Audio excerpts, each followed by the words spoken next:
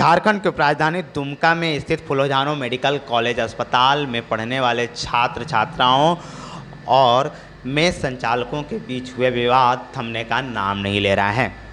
एक तरफ छात्र छात्राओं का आरोप है कि मेस संचालकों ने दुर्व्यवहार किया था, वहीं चंदन सिंह नामक व्यक्ति ने छात्र छात्राओं को प्रताड़ित किया था। दूसरी ओर अब दूसरा पक्ष भी सामने आ गया है। दूसरे पक्ष की ओर से पोलिना और उसका पूरा परिवार सामने आया है।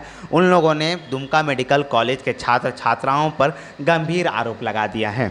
पोलिना का पूरा परिवार यह आरोप लगा रहा है कि छात्र छात्राओं ने रात में उनके बेटी के साथ दुर्व्यवहार किया है। इस पूरे मामले में हम सुनाते हैं कि उनके पूरे परिवार के लोगों का क्या कहना है। सबसे पहले हम आपको सुनाते हैं कि दुमका मेडिकल कॉलेज में रहकर मेस का संचालन करने वाले पोलिना मुर्मू की बेटी का इस मामले में क्या कहना है।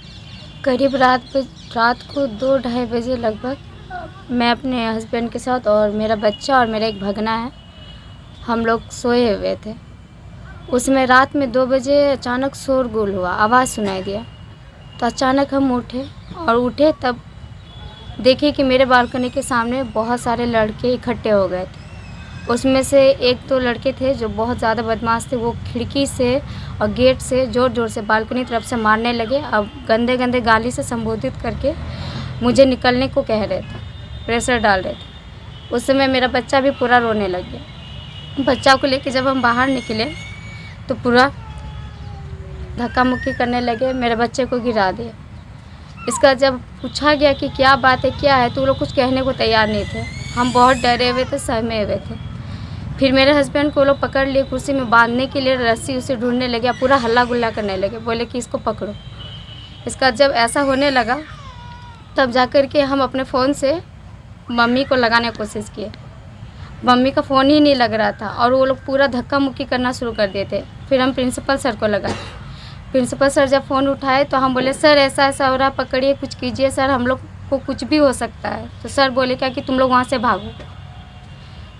तब तक वो लोग मोबाइल मेरा छीन लिया और तोड़ दिया सर। और तोड़ने के बाद इसके बाद स्थिति इतना ख़राब हो गया था कि वो लोग घुस के सब चीज़ ये करने लगा, टाना घिंचा करने लगा। तब जाके जब हम हल्ला किए, चिल्लाए, शोर किए, तो अगल बगल से कुछ जो काम करते वो लोग वर्कर, पता नहीं कौन थे, हम उतना नहीं पहचान पाए। रात में वो लोग आए और तब तक वो लोग सुन करके आहट सुन के वो लोग भाग गए। अब जितने लड़के थे उसमें से बहुत सारे लोग नशे में थे और नशे के हालत में थे। और सर मेडिकल कॉलेज में ऐसा होता आया है कि जहाँ शाम ढली सर टोटल लड़के लड़कियाँ सब नशे में ही रहते हैं और वहाँ कोई गार्ड नहीं, कुछ नहीं। और उस दिन जब ऐसा हुआ, इसके बाद मेरी मम्मी को फ़ोन किया गया, मेरी मम्मी से कांटेक्ट नहीं हुआ तो ड्राइवर को भी फ़ोन लगाए।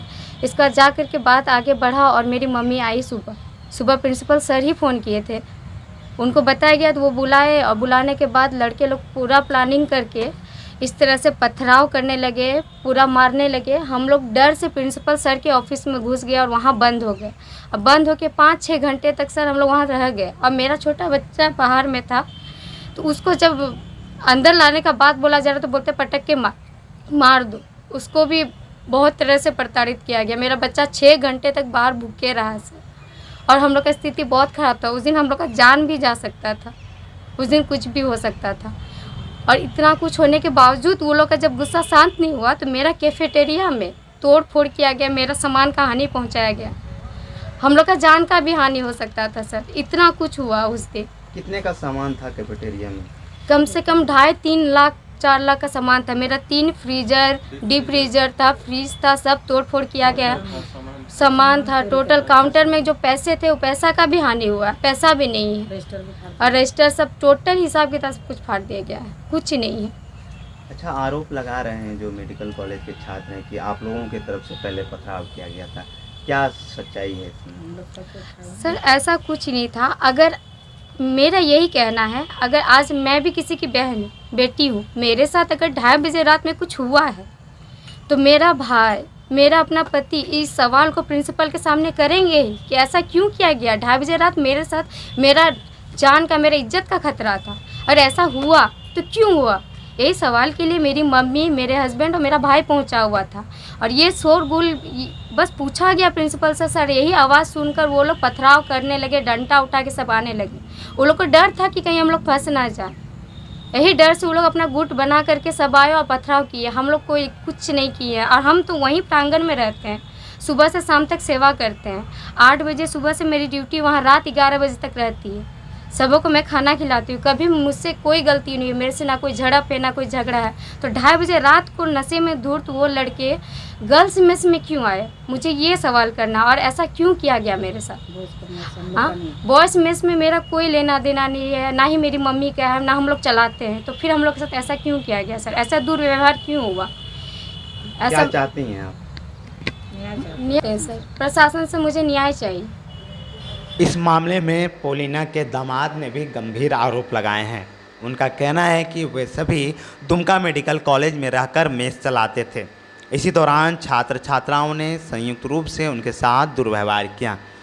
मुख्य रूप से बॉयज़ हॉस्टल के छात्रों पर आरोप लगाया जा रहा है कि उन लोगों ने इस पूरे परिवार को रात में ही प्रताड़ित किया गया था और इसकी सूचना पूरे जिले प्रशासन के वरीय पदाधिकारियों को भी दी गई थी, लेकिन इन लोगों को कोई मदद रात में नहीं मिल पाया था। देखिए, रात 2 बजे, शुक्रवार की रात 2 बजे अचानक देखने की शोरगुल हो रहा था।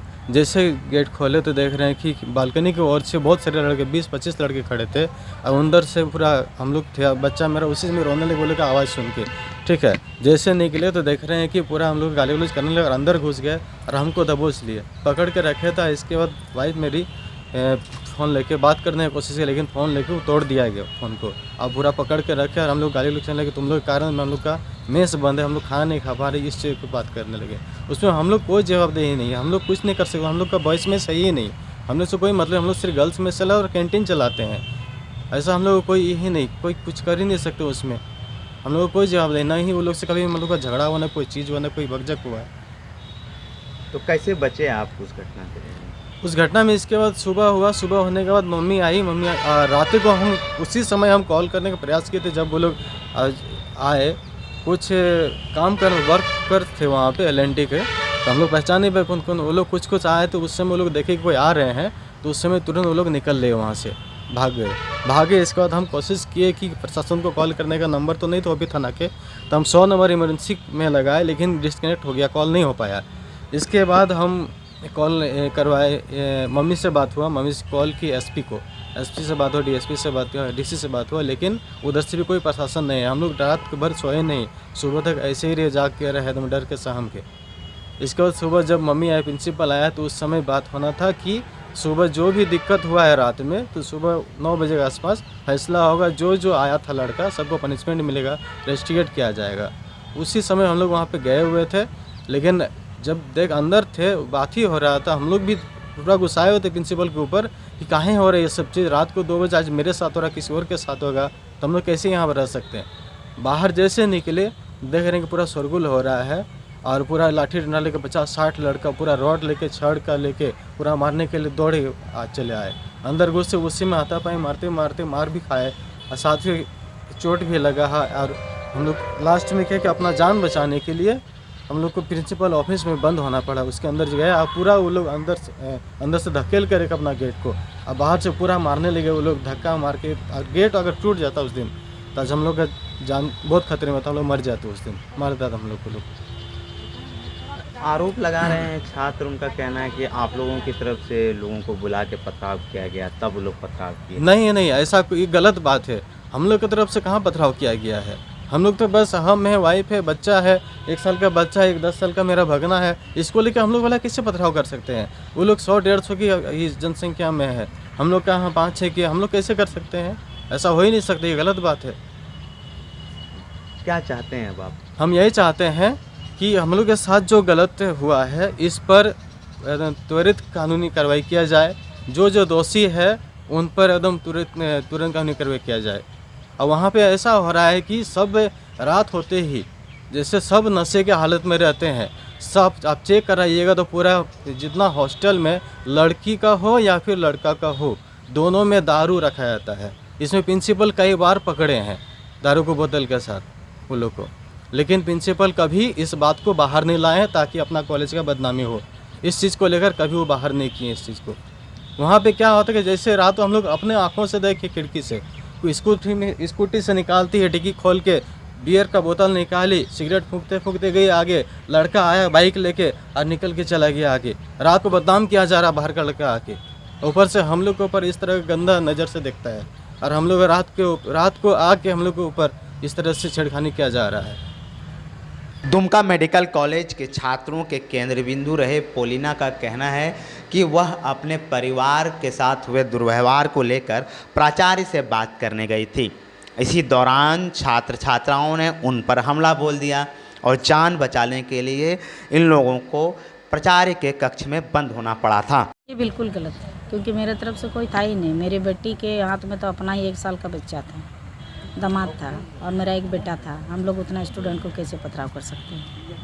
हम लोगों को तो प्रशासन भी देखा कि हम लोग कैसे डर से प्रिंसिपल के कमरे में बंद हुए थे। अचानक से ये लोग हल्ला करते हुए लाठी डंडा रड लेके, हॉकी स्टिक लेके, पत्थर लेकर के पहुंच गए थे। तो कैसे विवाद बढ़ गया इतना?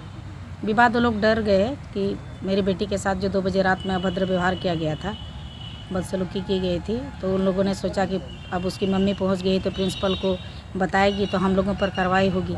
इस अपने कुकर्म को छुपाने के लिए लोग जो है दौड़े चले आए और हम लोगों पर लगातार वार करने का प्रयास किए। जानलेवा हमला किए। हम लोग को अगर प्रशासन नहीं पहुंचती तो हम लोग शायद जिंदा नहीं बच पाते। छात्र छात्राओं का आरोप है कि अच्छा खाना नहीं मिलता था आप लोगों के मेस में, इस कारण विवाद बढ़ा। क्या कहेंगे इस पर? हमें बॉयज़ मेस से कोई मतलब नहीं है। हम बॉयज़ मेस संचालन ही नहीं करते हैं तो अच्छा खाना का क्या मतलब है? हम गर्ल्स को खिलाते हैं। अब गर्ल्स में कभी भी शिकायत नहीं हुआ है, किसी तरह की कोई शिकायत नहीं है। हमेशा हम गर्ल्स के साथ मीटिंग अरेंज करते हैं, पूछते रहते हैं कैसे भोजन तैयार होता है। मेनू आधारित भोजन दिया जाता है। सभी सीआर के साथ भी बैठक करते हैं। मेरा किसी तरह का कोई शिकायत नहीं है। क्या कहेंगे, क्या चाहती हैं आप? हम चाहते हैं कि जब हम गर्ल्स मेस के संचालक हैं, कैंटीन के संचालक हैं, फिर लड़कों का मेरे ऊपर भड़क कर जानलेवा हमला करने का क्या मकसद था? और जानलेवा अगर हमला किए थे और प्रशासन समय से नहीं पहुंचते, हम लोग का जान चला जाता तो क्या हो सकता था? हमारा पूरा परिवार बलिदान दे देता उस मेडिकल कॉलेज के लिए।